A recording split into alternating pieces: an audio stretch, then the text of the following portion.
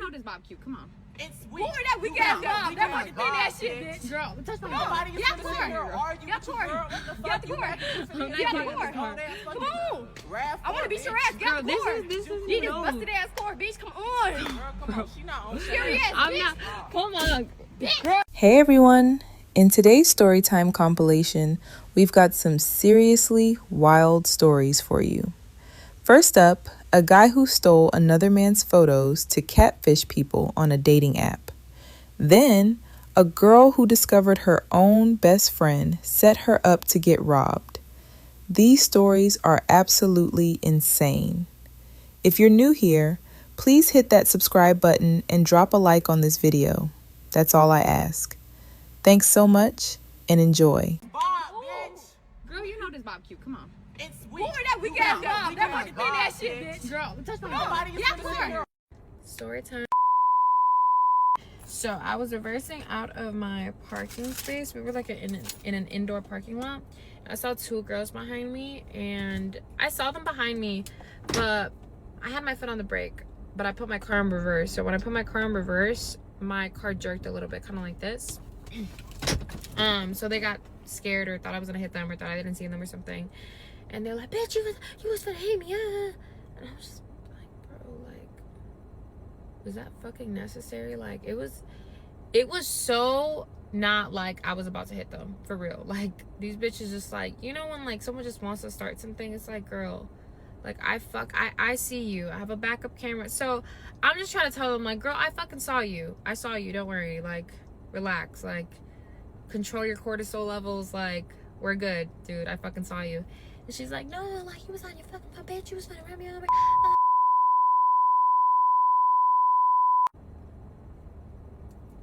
So I'm just sitting like, that's when they're like, what did they say? They were like, weak ass Bob, you got. I'm like, bro, what? like, bitch, go to hell, bitch. Like, what do you mean, weak ass Bob? So this girl is going off on me, like, mad as hell, because my hair looks so fucking good, clearly. Like, she's so mad, and I'm just looking at her like, bro, like, you're crazy. Like, so I'm just like, girl, go inside. Like, you are not. She's like, oh. She comes up to my car and she spits on me. So right away, I was just like, this girl is about to pay for these medical bills. I have to go to the doctor and get checked out because she looks like she has rabies. Her friend looks like she has rabies. Like, I shouldn't even be near these fucking girls, and this girl just spit on me. So I get out of the car and I'm thinking, like, I'm just gonna walk straight to Target, and there's people around, so I'm not even thinking that they're actually gonna try to fight me. I just thought, you know, like, she was gonna spit on me and like leave, walk away, or I don't know what I was thinking. I don't know. People are gonna call me stupid. I know, but like, I just thought, like, I'm not gonna bother fighting them. It's two of these girls. Keep in mind, this woman, the bigger one, was trans. Like, girl, I will root for you to use the same bathroom as me, but like, do not fucking fight me, bro. Like, come on. Like, we need to come to an understanding. Like, you should not be fighting me, bitch. Like, you are fucking huge, ho. Like, anyway, this girl jumped in, the bigger one, and yeah, like, I was just, you know, like, brace yourself, girl. I was trying to protect my face. I got scratched up right here, and then I got a busted lip, and they gave me a bloody nose. So that went on for a minute, and yeah, basically we got separated. I don't know if it's like people came and they got a little scared or something, but they ended up running to the car and they fled. But girl, I will see them in court. Like, I am so excited, actually.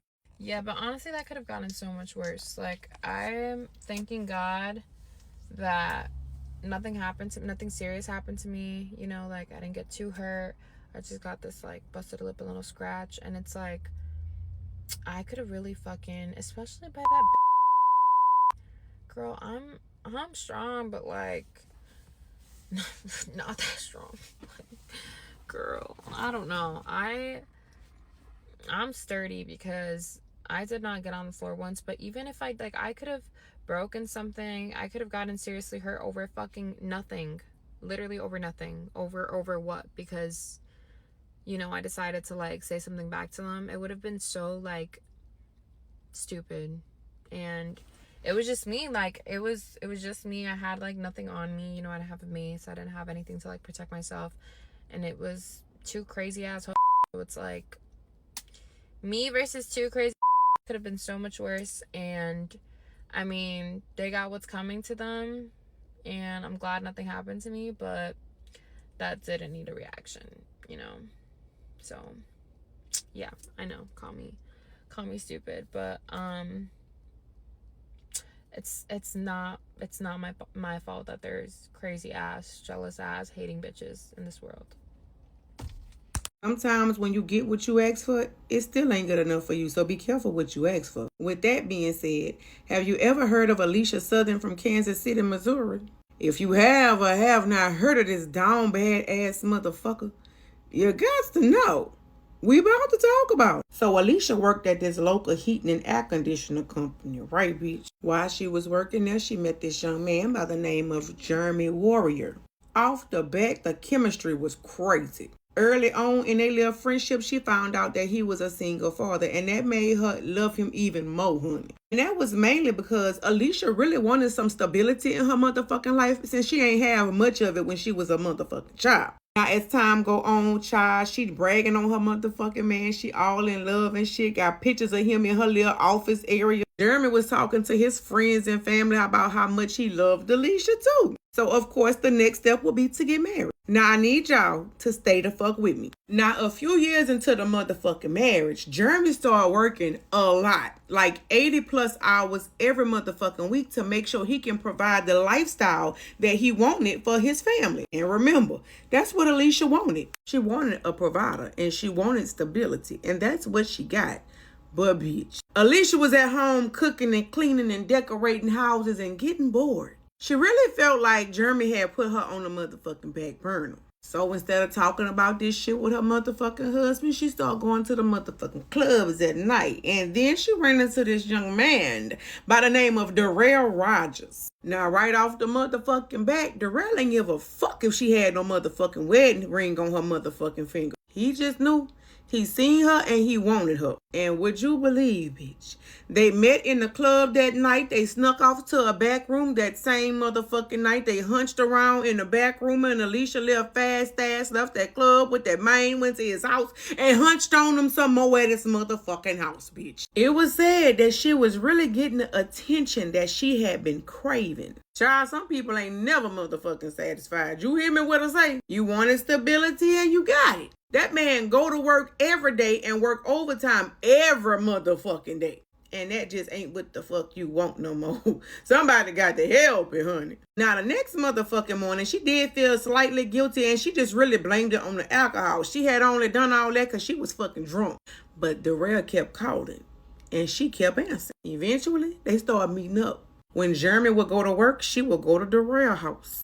Eventually, Jeremy started noticing a change. Like, she wouldn't be at home when he would get off of work. She ain't answering the motherfucking phone calls. She lying and carrying on, bitch. This shit went on for several fucking months. And eventually, she was like, I got to stop this shit because I took the vow and I have to be the faithful wife. And that's what the fuck she did. And her marriage started improving. I need y'all to stay with me and pay attention. Now, on April the 23rd, 2005, police get a phone call saying that they heard shots fired. Police get to the scene. They see a Nissan Altima ran off the motherfucking road, and it's a man and a woman that had been shot in the side of the vehicle. Inside the vehicle, Jeremy was unalive, and Alicia was fighting for her motherfucking life. Now, a neighbor did say that he went outside to check his mail at about 5:30 in the motherfucking morning. He did see them leave out the driveway. He heard the gunshots. He even seen the man walking from their car. But it was too dark to get a good description of him or even see the motherfucking license plate number. Now, one thing that was really fucked up is Jeremy's family found out about this situation on the fucking news, bitch. Nevertheless, once they found out, they went to the motherfucking crime scene. And once they was able to calm down, I want to say Jeremy's uncle was like, he didn't always live a clean life. He had been up in the streets or whatever before, and he had even previously been arrested. Now, when he was arrested because him and his baby mama was tussling over a firearm, and the firearm went off and pew-pewed the baby mama in her motherfucking foot. The family say Jeremy served 6 years in a motherfucking jail. He came out a new motherfucking man and had a new outlook on motherfucking life. Now, one thing the motherfucking police was counting on, and that was for Alicia to snap out this motherfucking coma she was in, because they needed some answers to a whole lot of motherfucking questions they had. And eventually she does wake up, and when she woke up, Jeremy's uncle was in a hospital room, and when she asked, where is Jeremy? Baby, the uncle say, baby, Jeremy is deceased now. Right after that, the doctor walked in the room and said, you will never be able to walk again, because when these firearms was going off, you got hit in your spine.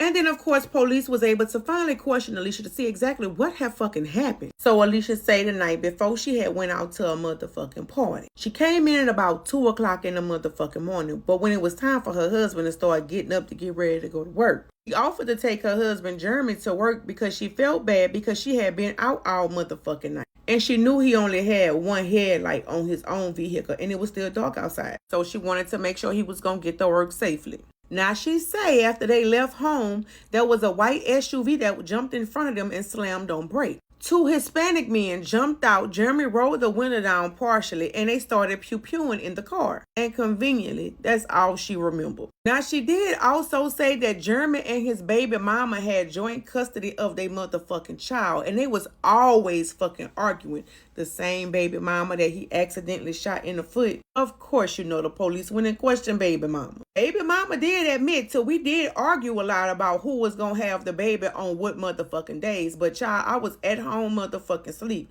But she couldn't find nobody to back up her motherfucking alibi. But also, police ain't really have no fucking evidence on her. So police pretty much back at square one. So they go back to Alicia's alibi to go and talk to some of the people that was at this party to see if they can establish an alibi for her. And baby, look, did they establish an alibi? Now, people said Alicia was definitely at the party, and bitch, she was there with Darrell Rogers. It did catch the attention of a lot of motherfucking people because everybody at the party knew that she was fucking married. Now, a few weeks before this here happened, Jeremy did tell his uncle that he had an idea that Alicia was cheating on him, but he didn't know with who. Now, that conversation happened around the time that Darrell and Alicia was supposed to be cutting their relationship off. Anyhow, child, police started pulling background checks on Darrell Rogers and seeing how long and extensive his motherfucking criminal record was, bitch. He is now officially a suspect. But first, they wanted to question Alicia about Darrell. Before the police could even get to the motherfucking hospital to question her, tell me the fuck why Jeremy's uncle had hit the motherfucking police up and say, hey, I just seen this dude with a hoodie on go up in Alicia's room. Y'all need to come and check on it. By the time the police got to the motherfucking hospital, whoever the fuck it was already gone. Now, the police tried to ask Alicia straight the fuck up, like, what's up with you and Darrell? And she was like, I don't know nothing about that. They noticed that she was acting kind of scared and just a little nervous too. Police was like, you ain't got to be scared of nobody. We'll put you in protective custody. You know, all that normal shit. Alicia still ain't talk right away. It wasn't until the police told her, we talked to the people at the motherfucking party and we know you was there with Darrell Rogers, bitch. Then this down bad asshole confessed and said that she had been having a motherfucking affair with Darrell. She said the things that she used to like about him, she ain't like no motherfucking more. He had became very controlling and very jealous, bitch. And that kind of scared her. She said she tried to break up with Jeremy 2 weeks before the unaliving of her motherfucking husband. Oh, but bitch, you ain't about to believe this shit right here. This motherfucker say she had lied during her first set of questioning. She said it wasn't 2 Hispanic men who had jumped out of a motherfucking truck and did this. It was him. She also confirmed the person with the hoodie on that had came in her motherfucking room was Darrell. And he had came in that bitch to threaten her and say, if you say any motherfucking thing, I'm coming for your motherfucking family. Stay with me. Police go pick Darrell up and they put her in protective custody while she's still up in the motherfucking hospital. For the first time ever, we got a part 2. I can't get it all in one motherfucking video. Give me 5 minutes, that bitch about my attention that somebody on Grindr is using my pictures in leads and running a GH. I'm saying GH because I don't want my video to get banned, but if you know Grindr lingo, work out what GH means. So this person is running a GH from their house in Leeds, messaging loads of people being like, come to my GH, and then they're sending pictures of me So people are going to this GH in Leeds thinking that it's me that's behind the GH. I know this because they messaged my best friend a picture being like, come to my GH, and then it was a picture of me. So I messaged them a year ago being like, stop using my pictures. Who is this? Why are you using my pictures? And now guess who's in Leeds? Muggins here. Muggins. Guess who made a fake account on Grindr with no face? Me. Guess who just messaged me? The GH. Messaged me from this GH account a picture of me. Guess whose house I'm outside at the moment? The GH's house. I'm about to go into the house, rip down the sheet, and confront this person for using my pictures running a GH. Do you know how mortifying it is to be walking around Leeds thinking that every single gay person might be messaged a picture of me, thinking I'm running a GH in the city centre? Are you mad? I'm inside the flats now, waiting for the lift.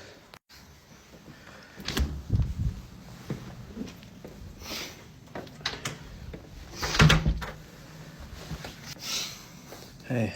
Hey, how are you? Why are you using my pictures? I'm not using your pictures. Yes, you are. The pictures that you just sent me are me. Okay, apologies, I'll stop using them. Why are you using my pictures? I'm sorry. I I'll messaged stop you a using year ago saying don't use my pictures. Okay, I'll stop using them. You've messaged my friends pictures of me. Do you know what I mean? Like, do you know how embarrassing it is to walk around Leeds City Centre knowing that someone's been messaging my pictures of them running a glory hole? Okay, I'm deleting them now. Don't Please use my leave. pictures. Please leave. You're lucky I don't rip down this sheet. Okay, please leave. Use my pictures again. I know where you live now. I'll come back, okay? Okay. Don't use my pictures ever again in your life. Noted. Why are you using them? Why are you using them? What's your reason? Apologies. Sorry. Why? Sorry. Why are you using my please pictures? leave? Why are you using my pictures? It was a mistake. I'm really, really sorry. What do you mean it was a mistake? You didn't I'm s- accidentally use somebody's pictures. No, as in like it was not the right thing to do. I apologise. I will delete them now. Delete my pictures. Never use my pictures again. Okay. Okay? noted. Apologies. Okay, so unfortunately I didn't get to rip it down. I had to stop the video because I wanted to use my torch so I could see who was behind. The room was pitch black, as you can see. I had to stop the video so I could use my torch. When I started like putting my torch on, he started coming through the GH, like through at me, like ah! And he was like, "You're really upsetting me. You're really upsetting me." And I was like, "You're upsetting me.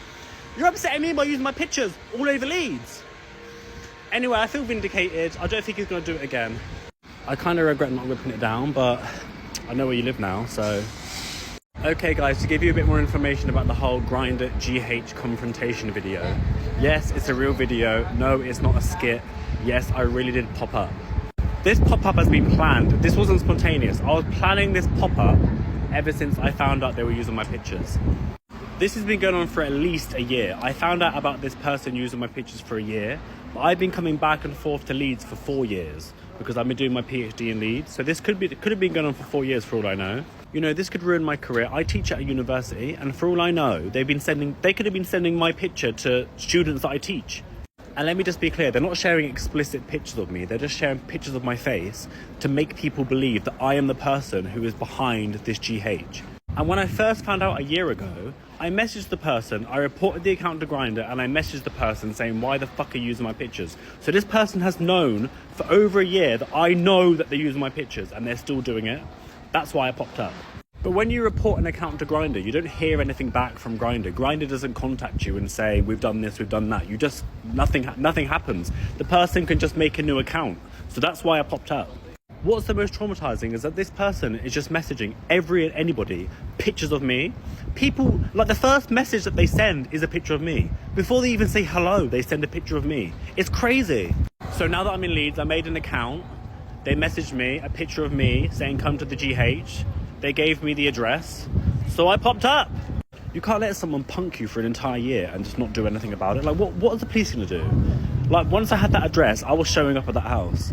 This is incredible investigative work. The fact that you tracked him down and confronted him in person, that takes real courage. Does he realize how easily you found him? My first instinct was that you must know each other somehow, but apparently not. This needs to become a trend. People whose photos get stolen for catfishing should track down the culprits and confront them directly. Here's the reality. Some people will violate your boundaries repeatedly until you force a real-world consequence. Sending messages and reporting online does nothing when someone's been using your photos for a year straight, even after you told them to stop. Face-to-face confrontation is sometimes the only language these people understand. What strikes me most is the pattern of lying and projection throughout these stories. That parking lot incident, the woman did nothing wrong. Her car was in reverse, and these girls invented a problem out of thin air because they were angry at their own lives. The guy who couldn't keep his story straight about whether he had 3, 8, or 11 kids. When someone can't maintain basic consistency in their lies, that's not a yellow flag. It's a billboard telling you to run. But the Alicia story hit different.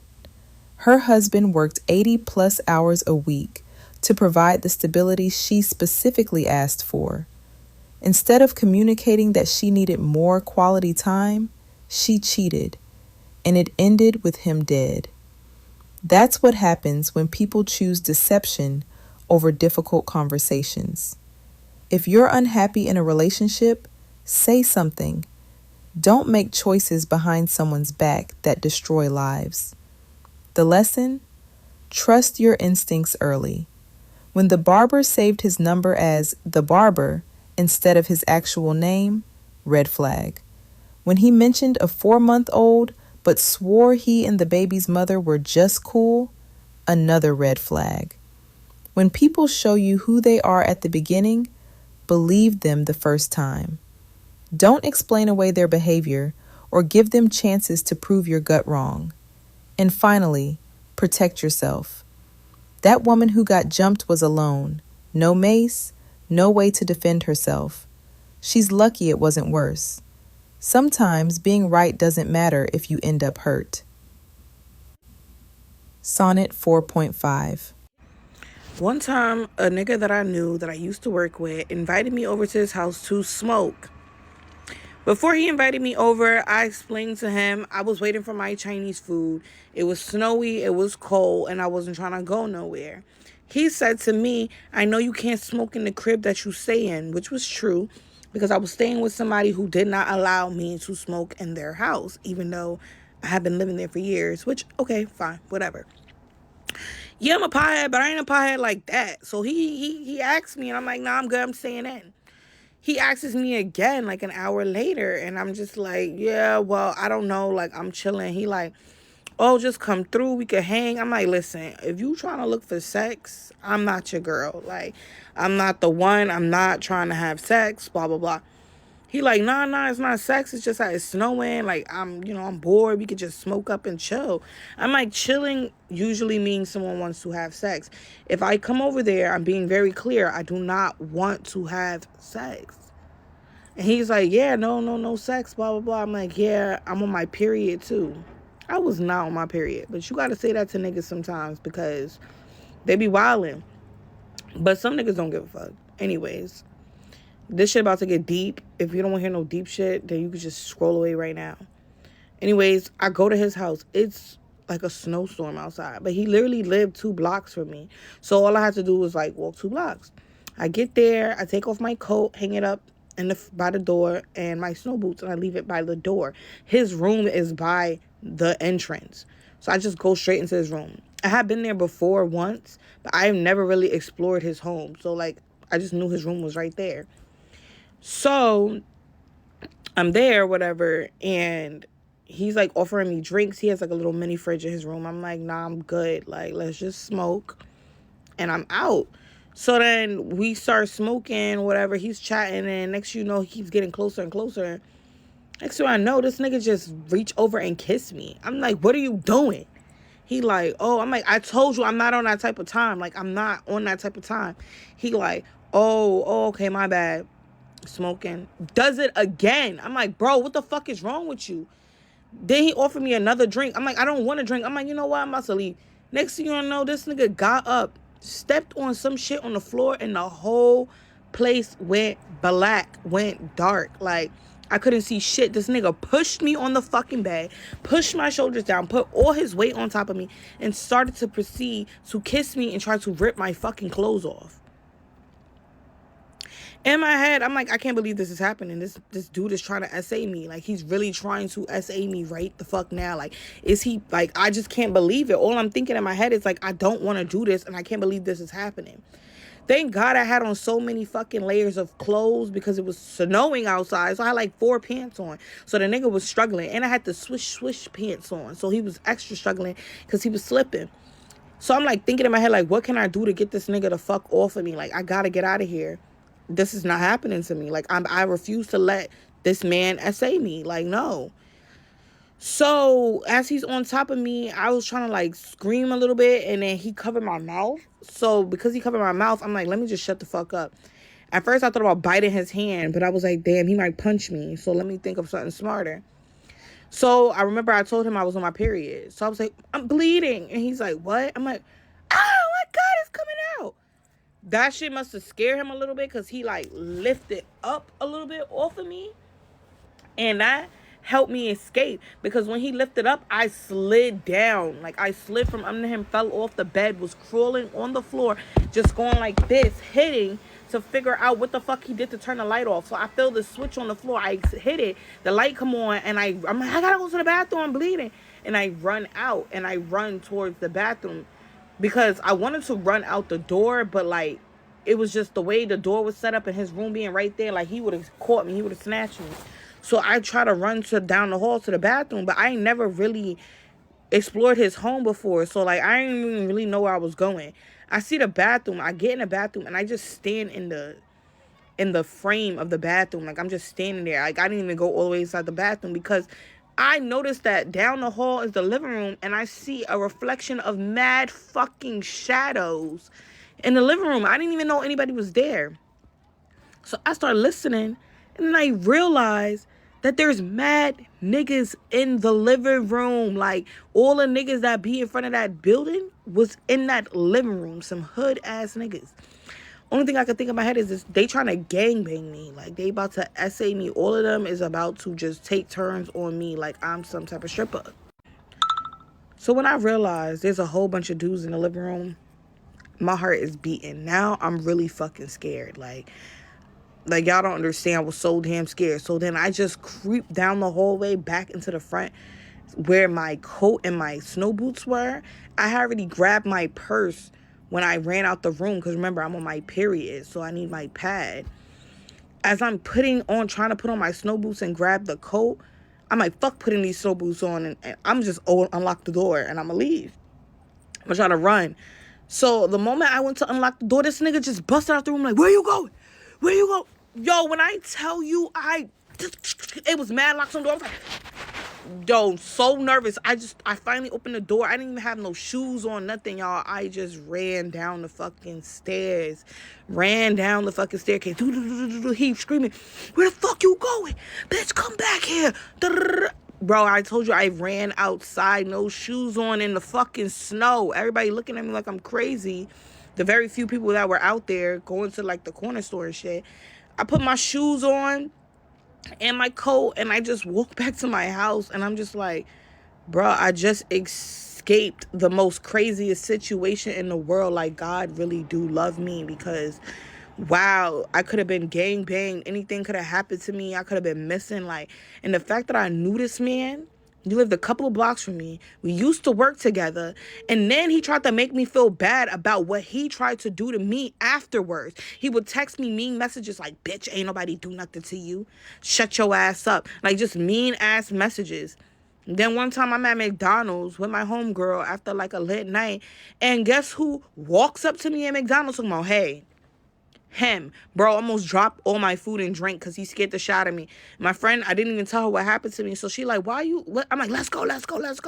She like, what's going on? Why you acting like that? I'm just like about to cry. And then finally I had to explain to her, like, yeah, I nearly got sexually assaulted by this man who keeps bothering me and telling me I'm the problem, when he, not only did he try to sexually assault me, he tried to get me gangbanged. So ladies, please be careful. Just because you know somebody doesn't make it safe. These men will try to get you. They ain't shit. Like, so this is a story about SA. and how I escaped it. And the reason I'm telling this story is because I told some women this, you know, because I feel like we should spread awareness.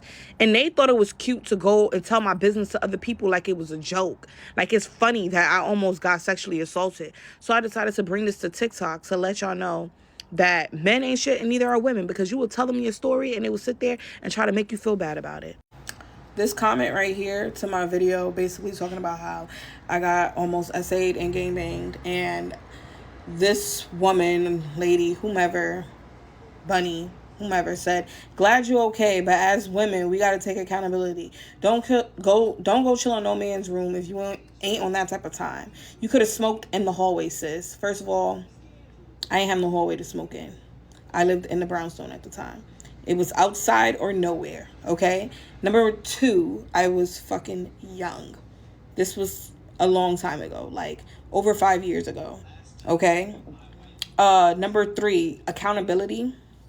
Like, we use that term loosely sometimes, I think, because yes, maybe I should not have went over there to smoke.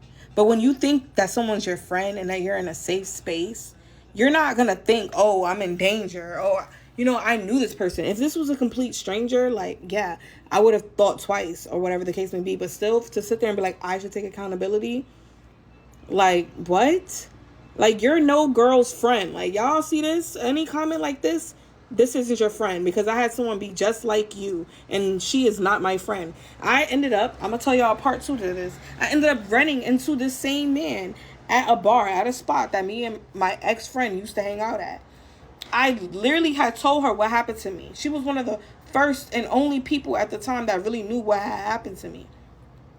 I'm there. This dude pull up to the bar with another dude that I know, because we both, the dude that tried to essay me and the dude that he came with, all work together.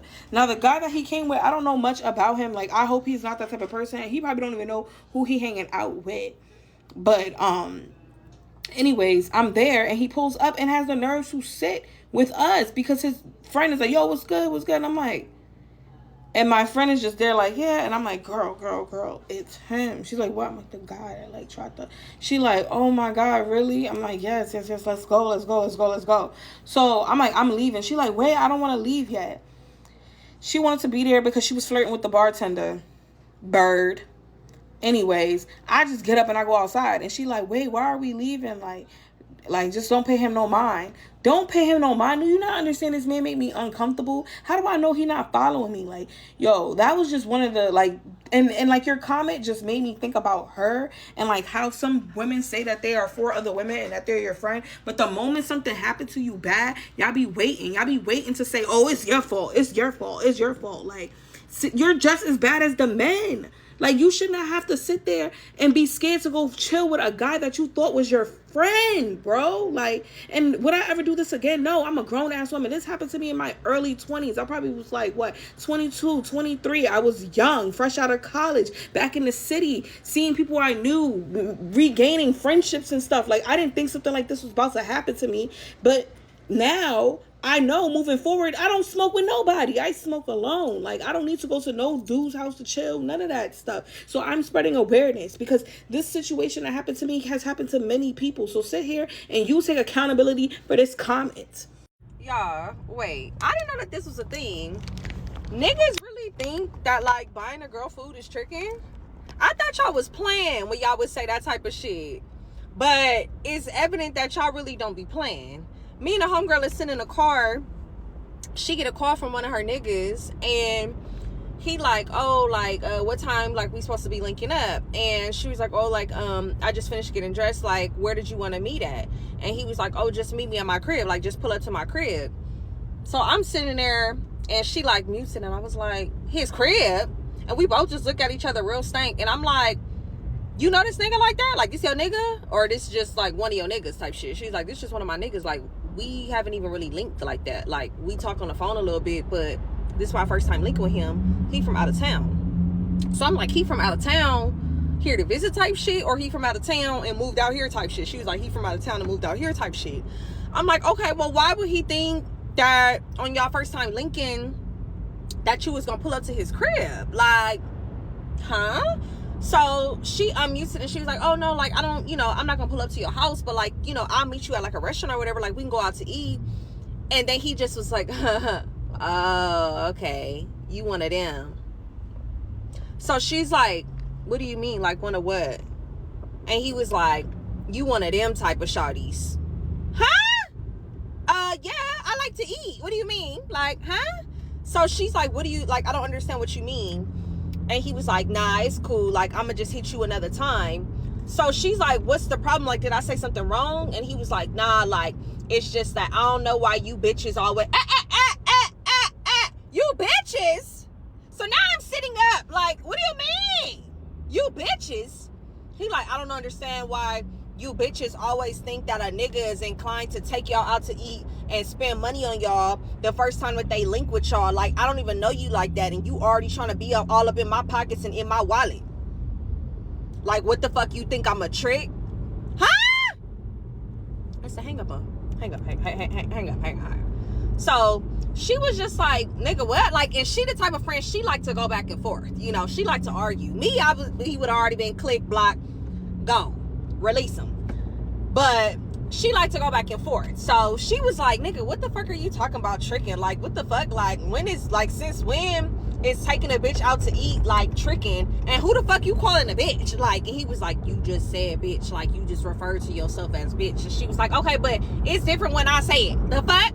And second of all, you clearly ain't got it like that, because since when did buying a woman food become tricking? And I'm sitting here, I'm already fucking disgusted by the whole discourse. The whole conversation is sending me, because nigga, first off, what the fuck do you mean, oh, you one of them? I'm still stuck on that. You one of them. I'm actually still stuck on pull up to my crib, because who? I'm not pulling up nowhere, and neither is my friend. What the fuck? So for you to even ask her that, I was literally baffled. Like, and so they going at it, arguing back and forth. I'm like, girl, hang up on him.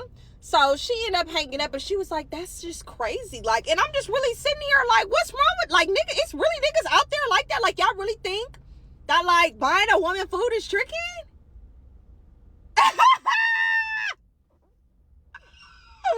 There's no way. Like, what? And it's crazy because it's like, y'all will like a woman or want to pursue her, but y'all don't think that she's worthy of a meal? Like, she's not worthy of a meal, but she can come over your house and know where you stay at, and know where you lay your head at, and know where you got all your valuable shit at. You not worried about that. You more concerned about spending money on a woman, making sure that she eats and has a good time, treating her to a good time, having good conversation and vibing with her and actually getting to know her. You more worried about that than her coming into your place of peace at your home, knowing where you lay at and where you stay at. You rather her do that. Like, it just don't make no sense. I don't know. Maybe I'm tripping. I don't know. I would not be here today if it wasn't for my intuition. If it wasn't for that stomach stinking feeling, I probably would not be alive today. 6 years ago when I was 21, I used to work at T-Mobile, and I met this dude who was like homeless. But like, I don't judge nobody for their situation, so like, we became kind of cool. He would come into my T-Mobile store all the time just to chop it up with me, and I would chop it up with him like, cool. What I didn't realize is that this man was plotting on me the whole time. I'm thinking I'm just like making a little friend. He's plotting on me this entire time. I knew shit was getting weird when his girlfriend added me on Facebook. And the only reason I knew it was his girlfriend was because before I even went to delete the friend request, because I don't add people that I don't know, I went through her pictures and it was all pictures with him. I'm like, oh, this is weird. Because how the fuck did you find me? How do you know I exist? He must be talking to you about me. I don't know.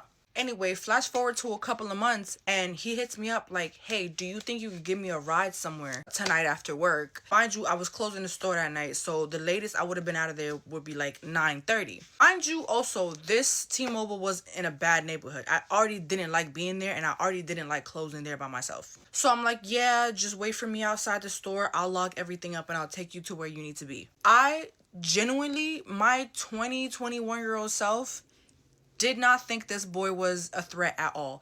Because we have been chopping it up at the store for a couple months now, you're cool people in my eyes, it's whatever. Girl, I come out the store, I put the gate down, lock the gate, he's right there. I'm like, you ready to go? He was like, yeah. Unlock my car, and I get this like deep sinking stomach feeling, like stop me dead in my tracks, like don't do this type shit.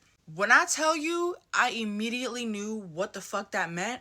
I was not playing no games. I pulled out my phone. I looked at the time. It was like 9:30. I looked at him. I said, yo, my mom needs me. I cannot take you to where you need to be tonight. I'm so sorry. Like, I know I said I would take you, but I can't. You know what he said? I walked away. It was God, it was my guardian angels, and it was my woman's intuition that saved my life that night. Because when I tell you, this man was probably gonna take me somewhere.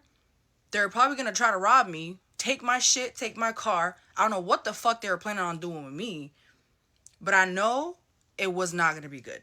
And I know I'm not fucking crazy, and I'm not making this shit up. I know some bad shit was about to go down that night. When I tell you, I went back on his girl's Facebook, looked her name up, blocked her. Found his Facebook, blocked him. I don't want no parts of this shit. And he never came back around the store, like, ever again after that. Yo, trust your fucking gut. I'm telling you, I would not be here today if it wasn't because of that. Story time on how my friend had her boyfriend break into my apartment and stole $15,000 from me. So me and this girl, we was cool for about 10 plus years. She hit me up one day like, she was crying, yelling, screaming, talking about how she had nowhere to go, how everyone's doing her wrong. And she asked me, can she come stay with me for a couple of days? So I respond, yes. And I'm like, how are you going to get here? She like, oh, I'm going to have somebody to bring me. That was already a red flag because how you got nowhere to go but you have a ride? But this was my friend at the time, so I'm not thinking nothing of it. And I'm not about to ask 21 questions. You my friend, you ain't got nowhere to go. Come on. So I let her come over. She was there for a couple of days. A few days go by. She leaves. But in the midst of the time she was there, this is around the time I was selling wigs. So she's seeing all the money that I'm bringing in. And the money was coming in so fast, I never really got a chance to go put it in the bank. So I had a safe at my house at the time. I put it in the safe. So I guess her seeing all this money, bringing her ideas. Now back to the part where I say she left. Okay, after a few days went by, she left. She had somebody she was dating. I guess she went to his house or wherever she went. I don't know. So now, I believe she left Monday. She came back calling Friday. Like, her boyfriend had something to do. She was about to come over and kick it for a little while. I wasn't doing it. I was sitting at home getting ready for a ladies' night. So I told her, come over. She comes over or whatever. So when she come over, we kicking it. I forget what I was doing. I think I was doing one of my sister's hair or whatever. But she was around there acting weird. She didn't have a phone, so like she's asking everybody to use their phone. So I'm like, who was she trying to call? So she asked everybody for their phone. Somebody finally gave her a phone. And she said she was trying to make a call to her boyfriend. Y'all hate telling this story. But she make the call to her boyfriend or whatever. And she steady constantly making calls to her boyfriend. She's steady stepping out in the hallway. But like I said, this is my friend, so I'm still not thinking none of it. Whole time they plotting about how they finna break in and how they gonna do this, how they gonna do that. She's showing him everything. So nighttime finally come. She okay, let me rewind it because I'm moving too fast trying to get through the story. So while she was there, she was telling me about how she was around finessing older mans and using their phone and sending money off their phone to her Cash App. And then she go to tell me she showed me a shoe on her phone, and she say she bought her and her boyfriend matching shoe. She showed me the boyfriend shoe. She had a bag with her, a Foot Locker bag, and it had her shoes in it. Now make sure y'all remember that because that's gonna be an interesting part. Okay, so fast forward to the night. Nighttime come. I'm dressed. Me and my sisters, we getting ready to leave out for the ladies' night. She like, yeah, my boyfriend downstairs. I'm about to go. So when her boyfriend comes, she leave. 5-10 minutes later, I leave out behind her. I go to the ladies' night. When I'm at the ladies' night, I get multiple calls from her. Anybody that's cool with me, that's around me, know I hate talking on the phone. Just text me. But she keeps calling, whatever. One of my cousins answered the phone for her. And when my cousin answered, she like, where y'all at? My cousin like, we at the ladies' night, pull up. She like, I don't have no pajamas, but I'm finna try to find one of the girls on Facebook that's selling pajamas, and I'm gonna come. I'm like, okay, cool. Call me when you're on your way. This FaceTime call. My cousin answered. She got the phone, but this is me, like, in the background talking. So, yeah, the night goes on. Yeah, I don't know why, like, this night I wasn't feeling it. It was like I knew something wasn't right. Because I was just like, I usually be up dancing the entire ladies' night. I was sitting down. I knew something was off. And then the entire night, she just steady calling, like, yeah, I still haven't found no pajamas, but I really want to come on my way. And then, like, I want to say about 9, 10 o'clock, she called, like, I got my pajamas. I'm on my way. Another hour or two go by. She never shows up. She never calls. So, like I said, I'm not feeling it. So, at this point, I'm tired of just sitting there. I've been drinking. I'm tired. I'm over this night. I'm ready to go home.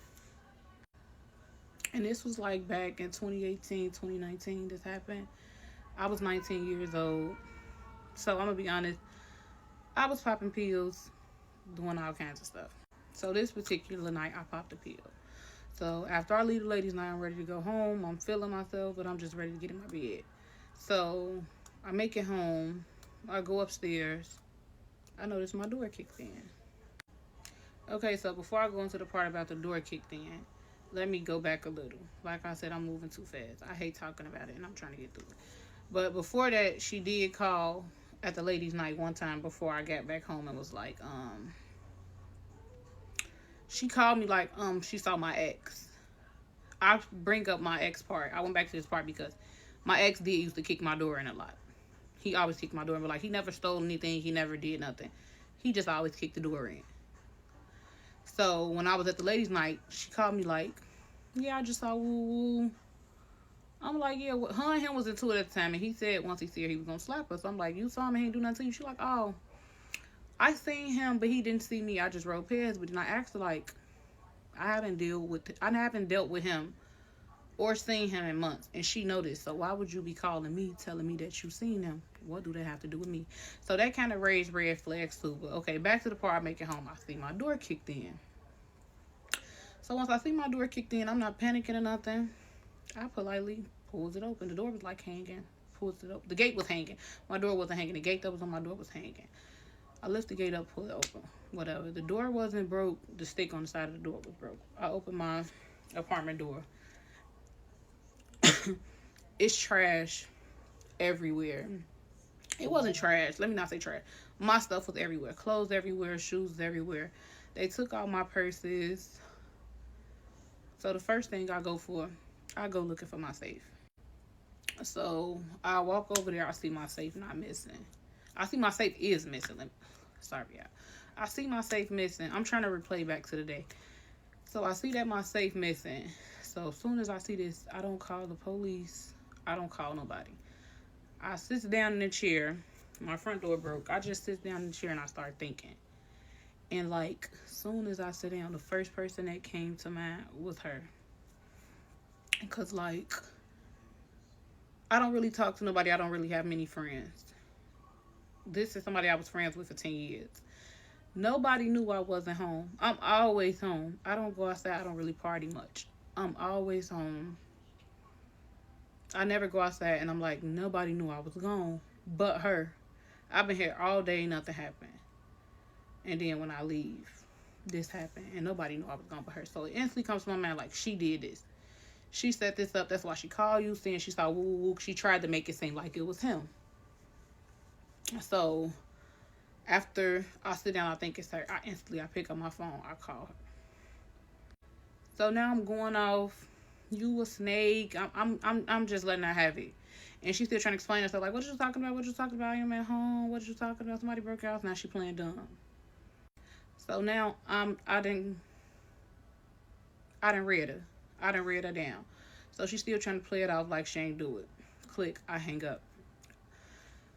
Before I was about to call my sister, because my sister was still at the ladies' night, which was around the corner from my house. So I'm trying to call my sister to let them know what's going on, but I'm still like in shock. So I was like, I didn't even get a chance to call her. I was still thinking. And then in the midst of me calling my sister, the thief called back. She called back like, no, she didn't call back. She had her cousin call back like, what you talking about? She didn't break in your house. She been with me all day. We got proof she been here all day. Da da da. I really wasn't trying to hear it. Everything they was saying was going in one ear and out of the other. Mind you, the girl or her boyfriend didn't have a car. The cousin was homeless at the time with them too, so she was in on it. She let them use her car to come do what they needed to do. So now I'm not trying to hear what she had to say neither, because you played parts in this. So now we just on the phone. We going back and forth for a while. She like, yeah, when you get the cameras and you see it wasn't me, just make sure you keep that same energy. I don't want no apology. But like, y'all, I never blame nothing on nobody. I was 1,000% sure it was her. But I'm like, okay, you right. Since you say that, let's wait till we get these cameras. I call my property manager. I speak to them. That's the weekend. We gotta wait till Monday to get the cameras. So that put a delay in everything. But even though I didn't see the cameras, I'm still 1,000% sure it's her, because nobody knew I was not home but you. Come back. This video about to cut off. Come back for part 2, y'all. Story time on how my friend had her boyfriend break into my apartment and stole $15,000 from me. Part 2. Okay, so this is part 2.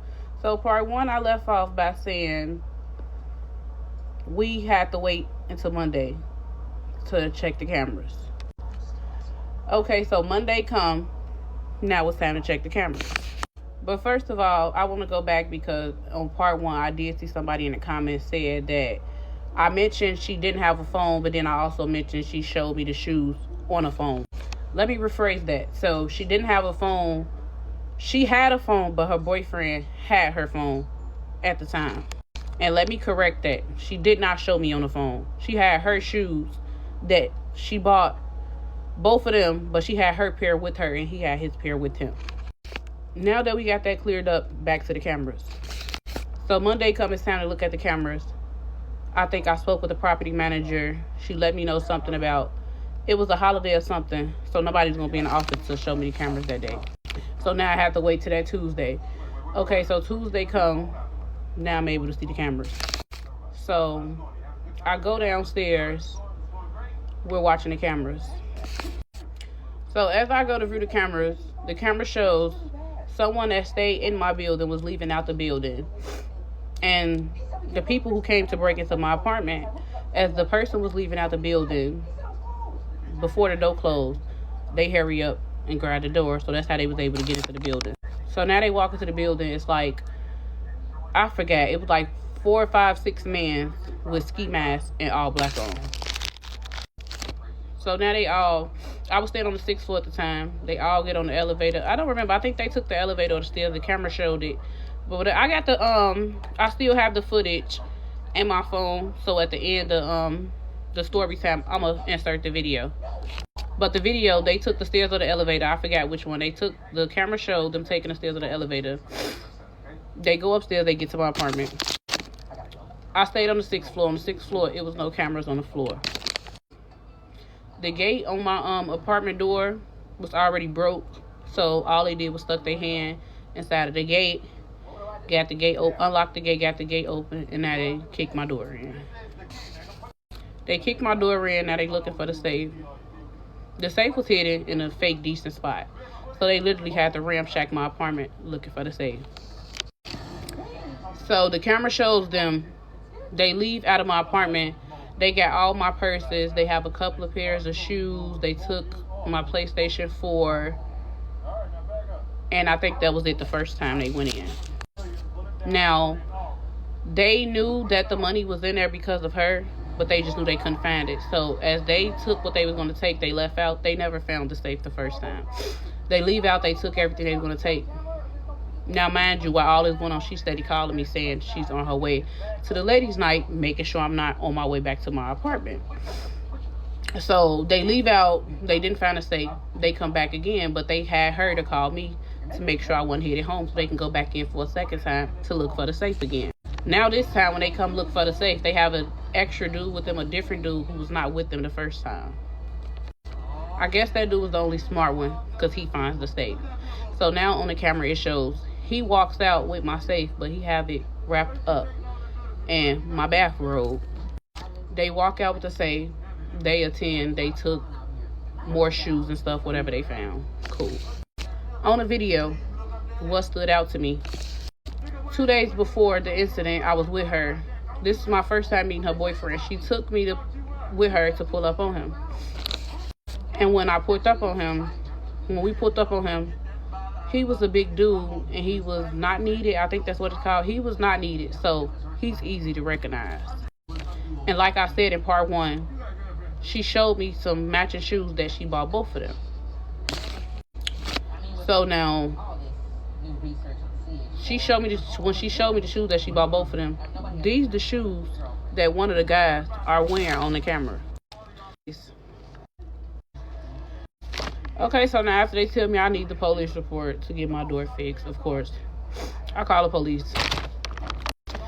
I get the police report, whatever. They asked me, do I have any idea who did it? Whatever, blah, blah, blah. Now, they told me that they wanted me to email them the video that I had got from the office. They sent over an email and they wanted me to send everything to the email. Cool. I wasn't expecting to do nothing because it wasn't nothing but a break-in, regular, normal stuff in Chicago. It's not regular, it's not normal, but it happens. So whatever, we got all the police stuff out the way. Whatever, they did what they did. So now I let the office know I got the police report. Hey, when will somebody be able to fix my door?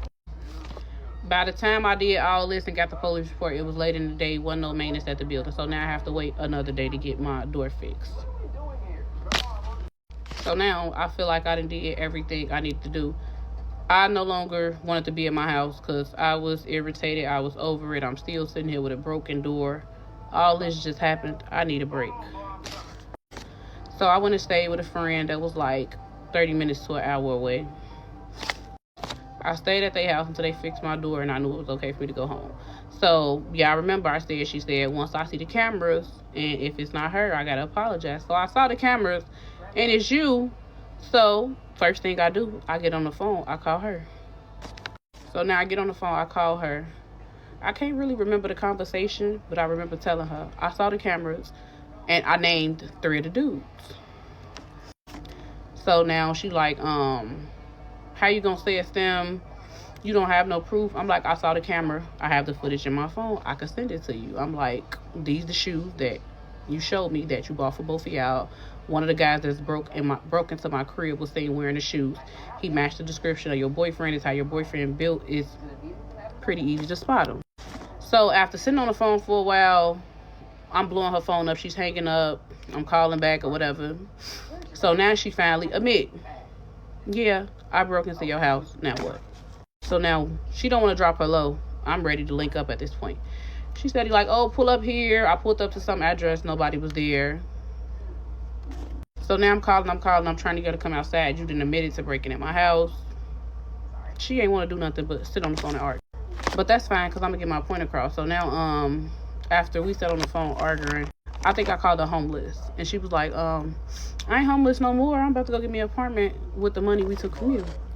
So now that you admitted that, at this point, she was homeless. So, like, I had addresses, but all the addresses I had on her was, like, her family address.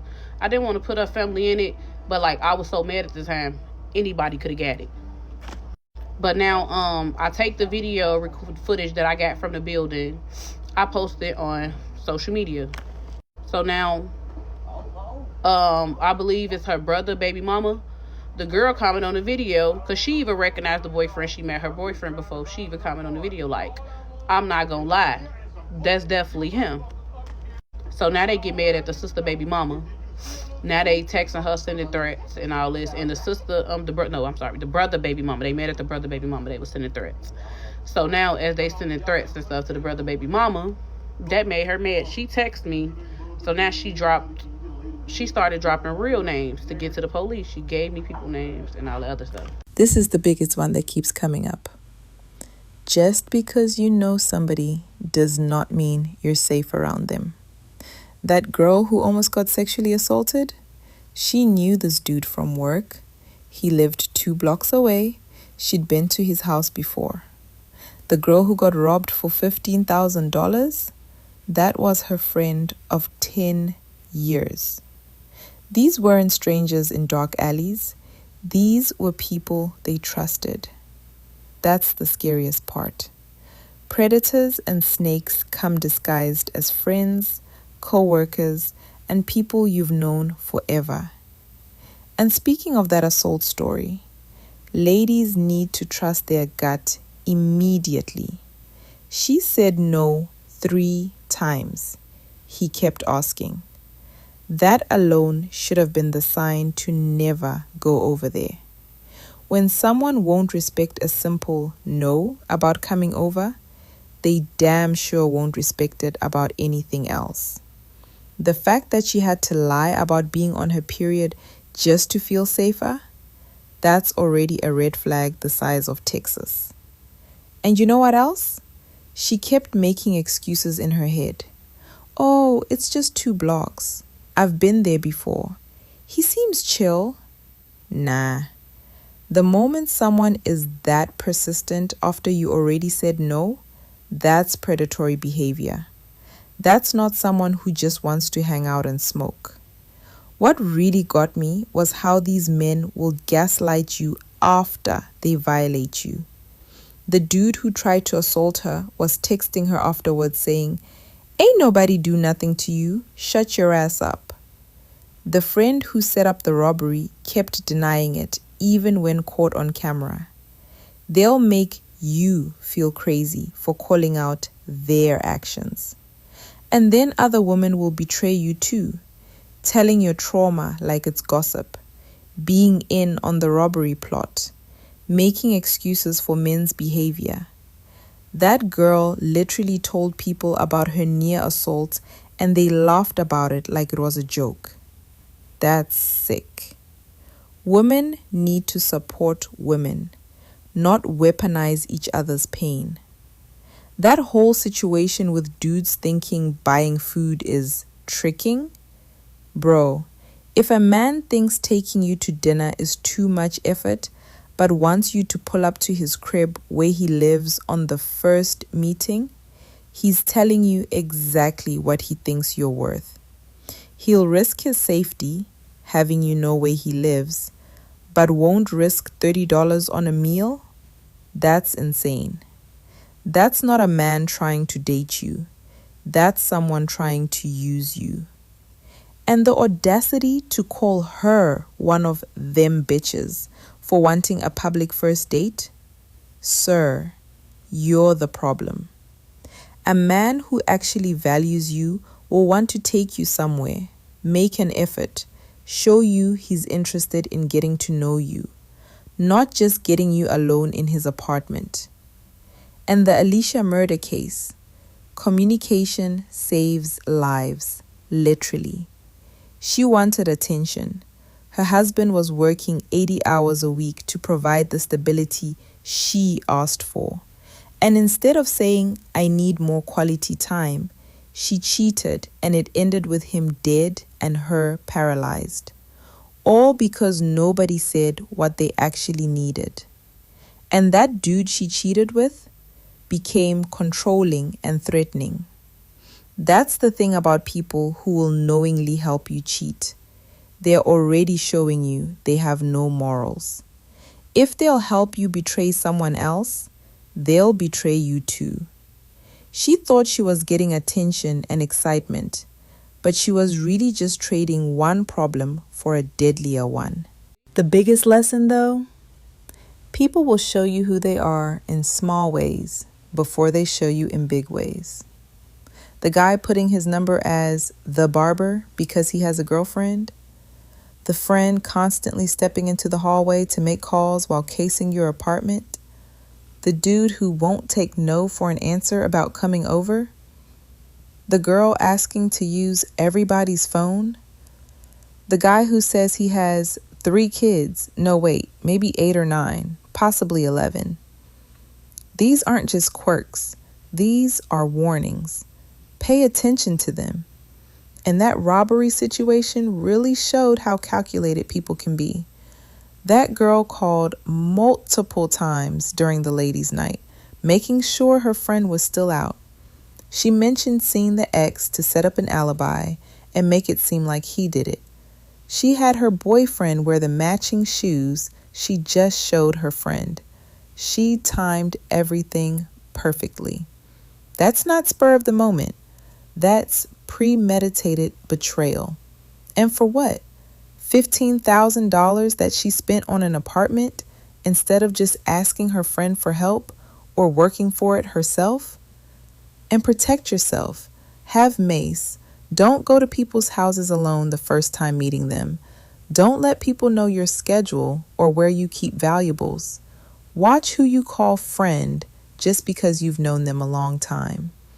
Time doesn't equal loyalty. 10 years of friendship didn't stop that girl from setting up a whole robbery. Also, thank God that girl who almost got assaulted had on so many layers because it was snowing. That literally saved her. Sometimes God works in mysterious ways, but we also got to do our part and not put ourselves in vulnerable positions in the first place. Another thing, when people show you they're struggling or desperate, be careful. Not saying don't help people, but be smart about it. That girl who got robbed let her friend stay with her when she was crying about having nowhere to go. That friend saw all the money, saw the safe, saw the whole setup. Desperation makes people do crazy things, and if someone's in a bad spot, they might see you as a come-up instead of a friend. The world is really out here showing people's true colors, and we got to start believing what we see the first time instead of making excuses for people. Stop giving people the benefit of the doubt when they're showing you exactly who they are. That, oh, maybe I'm overreacting, or maybe I'm being too judgmental mindset is what gets people hurt, robbed, assaulted, or worse. Your intuition is there for a reason. Use it. Sonnet 4.5. Claude is AI and can make mistakes. Please double check responses.